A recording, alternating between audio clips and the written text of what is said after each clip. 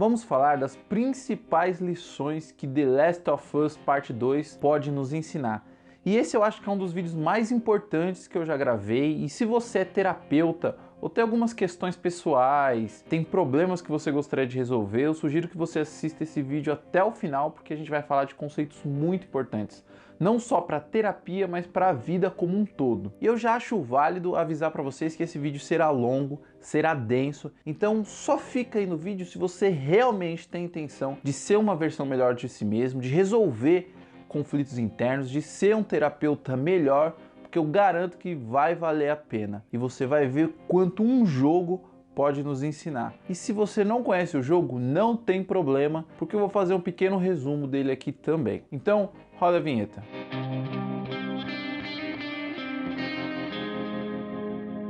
Olá, eu sou Rafael Carvalho, sou hipnoterapeuta, professor de hipnose e palestrante. Está começando mais um Hipnotizando. Se você é novo aqui no canal, já se inscreve, ativa as notificações para você não perder mais nenhum vídeo como esse. Antes de começar o pequeno resumo, eu preciso avisar vocês que esse vídeo vai estar repleto de spoilers. Então, se você não gosta de spoiler, não quer comprometer a sua experiência jogando, esse vídeo aqui vai ter vários e vários spoilers. E você que já conhece a história, já jogou e não quer pegar esse resumo, você pode pular para esses minutos aqui, ou então aqui no player do YouTube mesmo eu deixei marcado onde termina a minha explicação sobre a história para ficar mais fácil para você. E eu preciso deixar claro que esse resumo que eu vou fazer agora não vai conseguir te dar nenhum pouco da profundidade da experiência que é jogar esse jogo, porque jogar esse jogo sim é uma experiência, ele é fenomenal.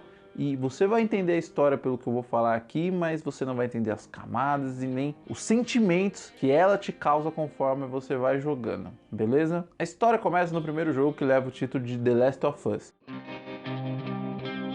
Essa história se passa em um mundo pós-apocalíptico, onde um fungo começou a infectar a população e ele se espalhou, e a gente é apresentado ao Joel, que perde sua filha logo no começo dessa pandemia. E aí a gente avança 20 anos no futuro e ele tá lá sobrevivendo no apocalipse até que ele recebe a missão que é transportar uma criança. Essa criança, ela é imune a esse fungo, então eles têm a esperança de desenvolver uma vacina a partir dela. E ele começa essa jornada de levar ela do ponto A até o ponto B. E até aí não é uma história inédita, é muito parecido com o que acontece no filme do Logan. É o rapaz durão e a criança ingênua, que aos poucos eles vão mudando o outro internamente, eles vão se apegando, desenvolvendo um laço, um sentimento de pai e filho que nenhum dos dois assume. Quando ele chega no ponto B, acaba tendo um acidente, ele é desacordado, ele já é acordado no hospital com ela entubada para eles começarem a fazer o processo, e ele descobre que ela vai morrer nesse processo da extração para tentarem fazer a vacina. E na esperança de salvar a menina, ele acaba matando todo mundo que estava envolvido, incluindo a equipe médica, e leva ela ainda desacordada do hospital embora. Quando ela acorda horas depois, ela pergunta o que aconteceu e ele mente para ela. Fala que tinha outras pessoas imunes lá, mas que eles não conseguiram desenvolver a vacina e que eles desistiram da ideia. E depois ela pergunta mais uma vez para ele e ele mente para ela novamente. E esse foi o resumo do primeiro jogo, que é muito importante para vocês entenderem o peso do segundo. E agora a gente vai para The Last of Us Parte 2. Já começa 5 anos depois e a gente vê que aquela menina, a Ellie, está brigada com o Joel. Só que depois de alguns eventos, ele acaba sendo assassinado brutalmente na frente da Ellie por uma mulher chamada Abby. E a partir desse momento, o jogo te induz a sentir todo aquele ódio, toda aquela raiva e todas as emoções da Ellie naquele momento. E a partir dali, o objetivo da Ellie se torna vingar o Joel e matar a Abby. E ela vai atrás de cumprir esses objetivos. E no caminho, ela descobre que a namorada dela tá grávida. Ela acaba matando praticamente todos os amigos, as pessoas que andavam com a Abby. Ela mata o namorado da Abby, mata a melhor amiga dela, que depois que ela mata, ela descobre que essa melhor amiga da Abby estava grávida. Inclusive, quando ela descobre isso, ela se sente muito mal, porque a namorada dela tá grávida e ela acabou de matar outra mulher que também tá grávida. Mas mesmo assim, ela segue atrás da Abby. E aí, a Abby fica muito, mas muito brava e muito triste quando ela descobre tudo isso que aconteceu, os amigos e o namorado dela que morreu, e vai atrás da Ellie buscando vingança de novo. Quando ela encontra a Ellie, ela acaba matando um amigo dela, dando um tiro em outro, e quando ela tá prestes a ter um embate direto com a Ellie, o jogo te coloca para jogar com a Abby. Você começa a controlá-la alguns anos atrás. Você começa a acompanhar toda a história dela e você descobre que um dos médicos que o Joel matou no hospital aquele dia, o que ia ser o responsável por criar a vacina e salvar a humanidade, era o pai da Abby. E ela viu o pai sendo morto brutalmente e ela tinha muito amor pelo pai e ela viu por outra perspectiva tudo aquilo que aconteceu no hospital, que na verdade para ela era uma chacina, e a partir desse dia ela se corrompeu e o objetivo dela foi se vingar do Joel. E você vai jogando com ela, evoluindo, vendo como era a relação dela com as outras pessoas, com o namorado, com os amigos, o quanto ela amava essas pessoas, que você vai se apegando, mesmo você sabendo que elas já morreram. E nesse momento o jogo coloca você totalmente na perspectiva de que a Ellie é a vilã no ponto de vista da Abby. Só que você gosta da Ellie e você acaba começando a gostar da Abby também. E nesse mundo pós-apocalíptico existem algumas facções que dominam, que se juntam para poder sobreviver, e a Abby faz parte de uma que acaba sacrificando uma criança de uma facção rival, e ela salvou essa criança, sacrificando todo o seu status dentro da facção e sendo perseguida pelas duas facções, a rival e a ex-facção dela, só para proteger essa criança, mostrando ainda mais a humanidade dela. E aí você volta para o momento do embate das duas, e elas brigam, e como a Abby é muito mais forte do que a Ellie, ela vence. Quando ela está prestes a matar a Ellie, a namorada da Ellie, que está grávida, aparece para conseguir salvar ela, só que ela não consegue. A Abby vai lá e bate também na namorada dela. E quando ela tá prestes a matar a namorada da Ellie que tá grávida, só que aí ela olha pro menino que ela acabou de salvar. Quando a Abby viu o menino, ela desiste de matar elas, e provavelmente nesse momento ela deve ter entendido que matar o Joel não preencheu o vazio que ela sentia dentro dela. A vingança não levou ela a nada, e provavelmente ela também deve ter entendido o lado do Joel, que tentou só proteger a Ellie, como ela estava fazendo com aquele menino, e ela deixa as duas vivas e vai embora. Então o jogo avança um ano e a gente vê a Ellie morando numa fazenda com a sua namorada, o filho delas. Então ela recebe uma visita do irmão do Joel, que fala que tem pistas do paradeiro da Abby. E ela acaba cedendo ao seu desejo de vingança e vai atrás da Abby, mesmo a namorada dela falando que se ela fosse, ia ser o fim, quando ela voltasse não ia ter mais ninguém na casa. E ela ia embora com o filho. E mesmo assim, a Ellie foi atrás da Abby. E em paralelo a isso, mostra que a Abby ela acabou sendo capturada por uma facção e ela foi escravizada e torturada. Quando a Ellie acaba achando a Abby, ela está totalmente debilitada. E assim que ela liberta a Abby, a primeira coisa que a Abby faz é pegar o seu protegido e ir em direção aos barcos para poder sair dali. Só que a Ellie tá tão cega pela sede de vingança que ela quer lutar de qualquer jeito com a Abby, mesmo a Abby não querendo lutar com ela, e a Abby se recusa a lutar com ela. Ela já entendeu que não faz mais sentido, que essa vingança não vai levar ninguém a lugar nenhum. Só que a Ellie tá completamente cega e chega a ameaçar o protegido da Abby enquanto ele dorme, para a Abby lutar com ela. E elas acabam lutando. Como a Abby está muito debilitada, a Ellie vence, mas acaba perdendo 2 dedos. E quando a Ellie está prestes a matar a Abby, ela desiste e deixa ela embora com a criança. E aí o jogo mostra a Ellie sentada sozinha, completamente desolada. E quando ela volta para casa dela, não tem mais ninguém lá. E não tem mais nada lá. Uma das únicas coisas que sobraram lá na casa foi o violão, que foi o legado que o Joel deixou para ela. Eles tinham esse laço com a música e nem isso ela conseguia fazer mais, porque ela perdeu 2 dedos. Quando ela tenta tocar o violão, ela não consegue. E até o único legado que sobrou do Joel, ela conseguiu perder por causa da vingança, e o jogo acaba aí. O jogo, ele é um jogo que vai te deixar feliz. Quando você terminar, você vai estar alegre, contente.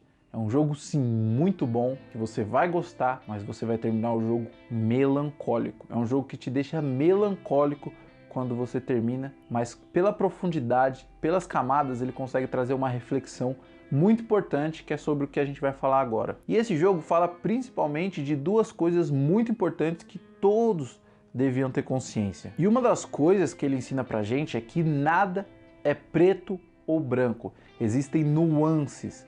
E atrás de cada atitude de uma pessoa, cada ponto de vista, existe toda uma história que a gente não conhece. E infelizmente hoje em dia quase ninguém pensa nisso. Todo mundo trata quem pensa diferente como antagonista. Acha que ou você é uma coisa ou você é outra.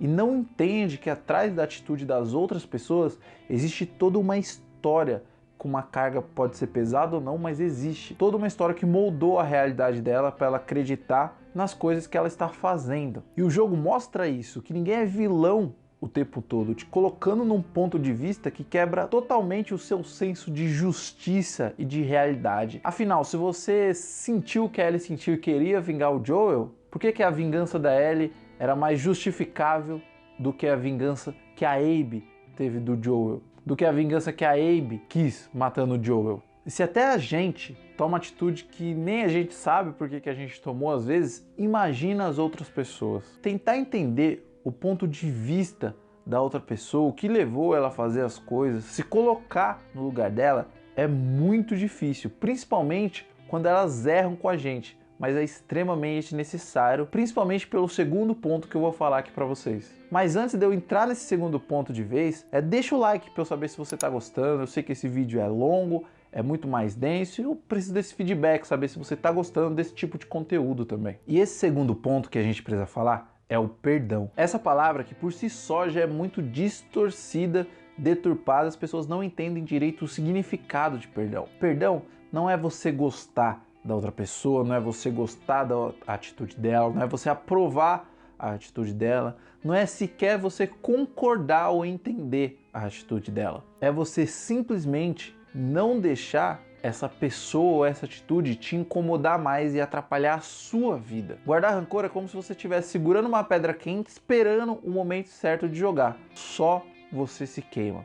E quando você acerta a outra pessoa com essa pedra, ainda te restam as cicatrizes pro resto da vida. O perdão tem a ver com você mais do que com a outra pessoa. Perdoar é entender que existem coisas melhores e mais importantes para você dedicar a sua atenção, os seus sentimentos. Por exemplo, uma vez eu estava atendendo uma cliente que tinha umas questões com o pai, tinham brigado, mas ela alegava que o pai era irrelevante para ela.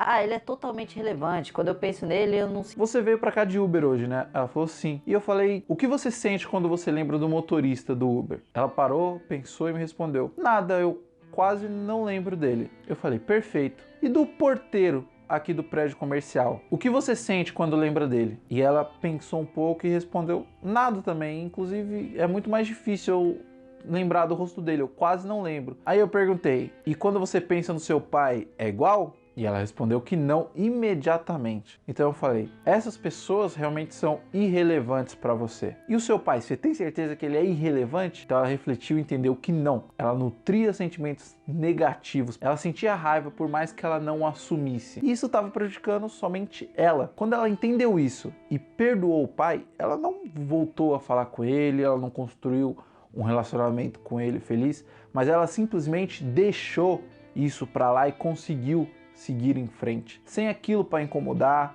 para dedicar tempo odiando. Afinal, para você odiar ou não gostar de uma pessoa, você dedica tempo e emoções para isso, e você não precisa.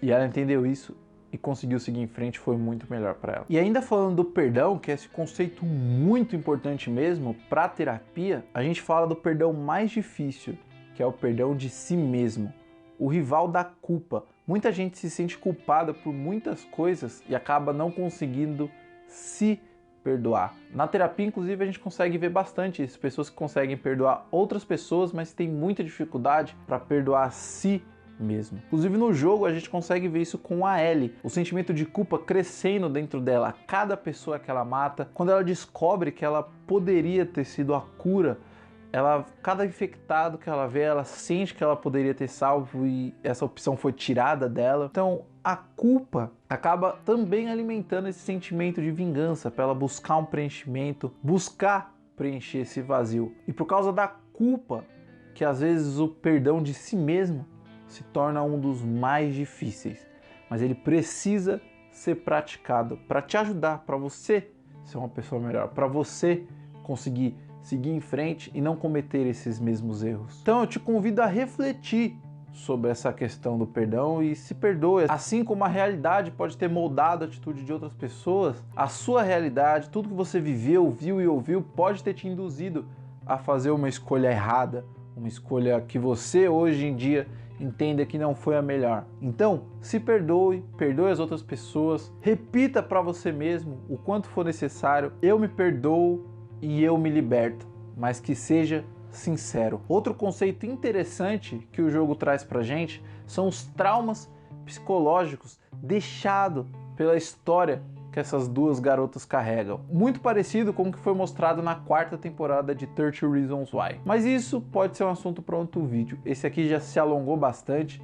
Desculpa se esse vídeo ficou muito grande, mas era necessário para trazer esse assunto delicado e explicar da melhor forma possível para você. Se você assistiu o vídeo até aqui, foi o guerreiro, ficou até aqui, comenta aqui, hipnose. Só para eu saber quantas pessoas ficaram até essa parte do vídeo. Quem não ficou não vai entender nada desses comentários. Mas enfim, eu espero que você tenha gostado. Compartilhe esse vídeo no seu Facebook, no seu WhatsApp. Isso me ajuda muito mesmo. Muito obrigado. Tchau, tchau.